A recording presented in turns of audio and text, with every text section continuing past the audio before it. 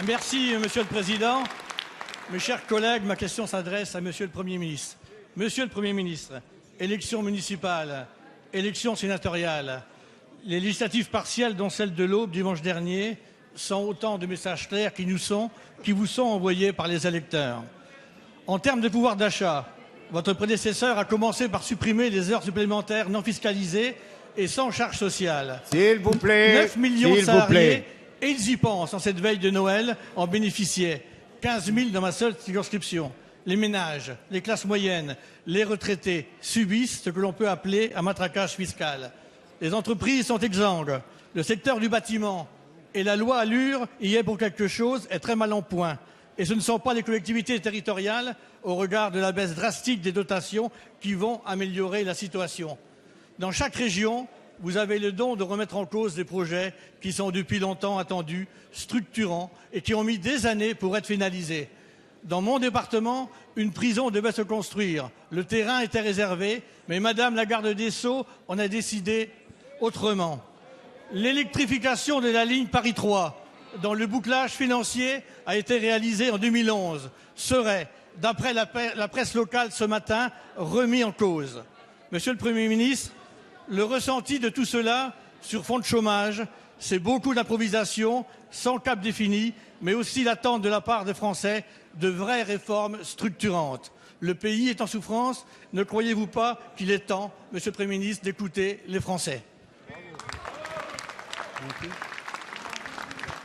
La parole est à Monsieur le ministre François Rebsamen. S'il vous plaît, on se calme. Mesdames, Messieurs les députés, Monsieur le député Gérard Menuel, permettez-moi également de vous féliciter pour votre élection. Et c'est comme ça que doit fonctionner la démocratie. Et je vous rappelle également que le Parti socialiste dans votre département a appelé à voter pour vous et que donc vous avez quelque part des voix de gauche et que vous devez donc aujourd'hui représenter l'ensemble des électeurs de votre circonscription qui, il est vrai, n'étaient pas très nombreux à se déplacer pour vous élire. Je voudrais par ailleurs vous indiquer que vous commencez, s'il vous plaît, à poser votre question. Allez.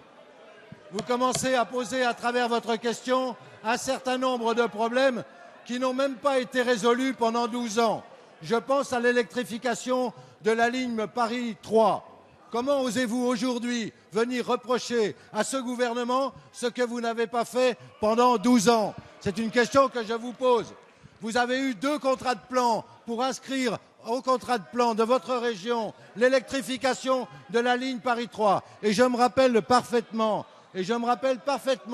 que votre prédécesseur, que je connais et que j'estime, avait demandé lui aussi cette électrification et qu'il ne l'avait pas obtenue. Or aujourd'hui, il y a 100 millions d'euros qui sont inscrits dans le cadre du contrat de plan. C'est la participation de l'État pour cette électrification. Alors, monsieur le député, pour commencer parfaitement votre mandature ici, je vous conseille tout simplement de porter tous les projets avec équité, comme vous l'ont demandé vos électeurs.